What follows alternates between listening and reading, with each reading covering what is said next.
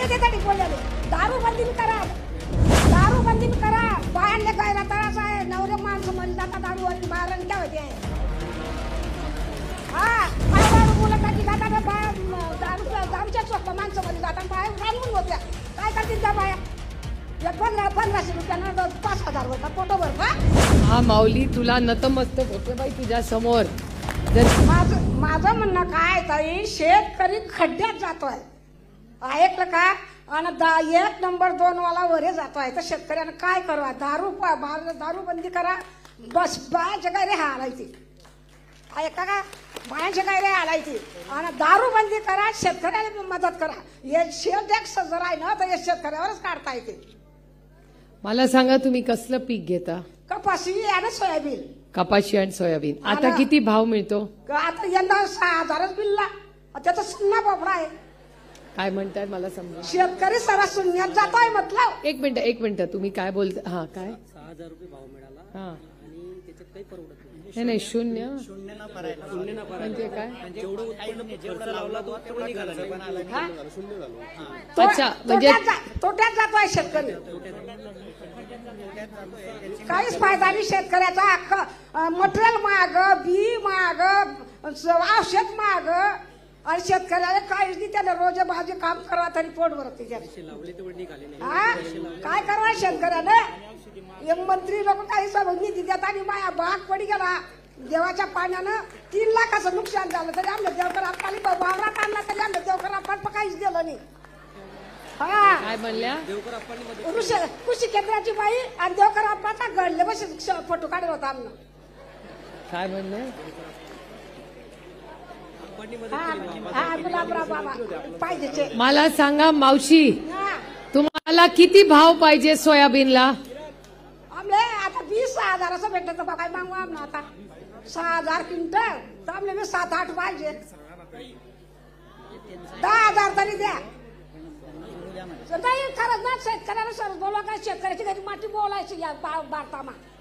हा सोन्याले भाव, दागदागिन्याले भाव, तुमच्या मोठ्या मोठ्या लोकांना सगळ्या गोष्टीले भाव ना. शेतकऱ्याला काही लोटायचा हवा.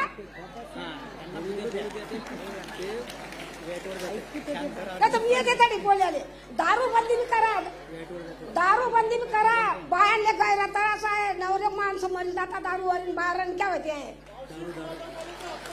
हा आवडाडू मुलं टाकी जातात, दारूच्या स्वस्त माणसं मरी जातात, बाहेर रानून होत्या. काय करतील त्या बाया? 1500 रुपयानं 5000 वर का पोटोवर का? बरं आता मला कोणीतरी समजून सांगा की ताई काय काय बोलत. शांतपणे थांबा मावशी. एक मिनिट हा सांगा. ताई साहेब, आजींचं असं म्हणणं आहे की शेतकऱ्याला शेती परवडत नाही. तो जितकं त्याच्यामध्ये टाकतो तेवढंही निघत नाही. म्हणजे तो तोट्यात जातोय, पूर्ण खड्ड्यात जातोय. शेतमालाला भाव मिळत नाही. 6,000 रुपये शेतकऱ्याला कपाशीला भाव त्यांनी दिला. त्याचबरोबर व्यसनाधीनतेमुळे म्हणजे दारूच्या आहारी जाऊन पुरुष मंडळींचं जे नुकसान होतंय त्याचा सगळ्यात जास्त फटका घरच्या महिलांना बसतो.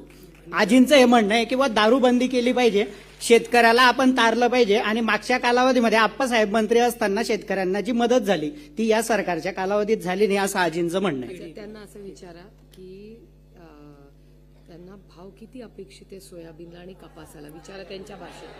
आजी, कपाशीला आणि सोयाबीनला किती भाव पाहिजे तुम्हाला?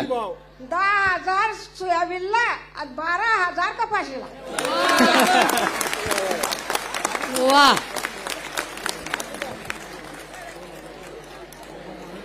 क्या मजा आ गया.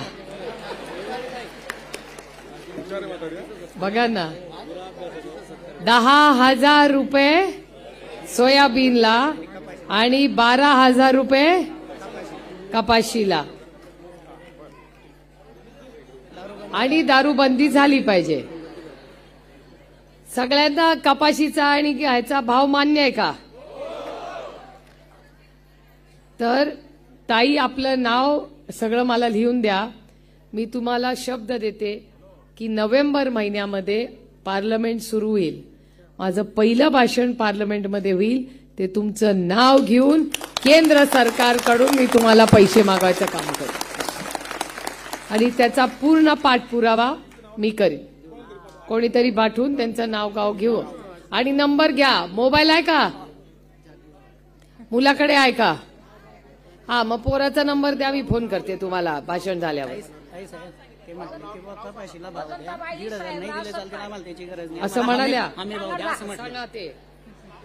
एक मिनिट, आणि वजंताबाई साहेबराव सपकाळे. नाही लिहून घ्या. एक मिनिट. मावशी, तुम्ही असं बोलला का? कन्फर्म करा. हा मुलगा काय म्हणतोय बघा. आजी तुम्ही असं सांगितलं ना की बस कपाशीला भाव द्या, आम्हाला 1,500 रुपयाची भीकची गरज नाही बुवा, असं सांगितलं ना? तसं बोलले ते, किंवा हमी भाव द्या बुवा शेतीला. मग त्यांना स्पष्ट बोलू दे. एक मिनिट. शेतकऱ्याला तुम्ही तारा, आमले 1500ची गरज नाहीये. शेतकऱ्याला हमी भाव द्या, त्यांना 1500ची गरज नाही, असं त्यांचं म्हणणं आहे. 1500 काय विधान? देवकर आप्पा, या राज्यातली महिला किती स्वाभिमानी आहे ह्याचं जिवंत उदाहरण आमची ही महिला आहे. पत्रकारांनो, तुम्ही पण नोट करा की ह्या राज्यातली महामाऊली तुला नतमस्तक होते बाई तुझ्या समोर. जर प्रत्येक जण तुझ्यासारखा स्वाभिमानी निघाला आणि सरकारने जर व्यवस्थित हमी भाव दिला तर तुम्ही हा पैसे नकोय ते म्हणतायत. खरंच बाबा, रामकृष्ण हरी, तुझे खरंच फार कौतुक. म्हणजे किती स्वाभिमानी. हे सगळ्या महिलांचं मत आहे की हमी भाव दिला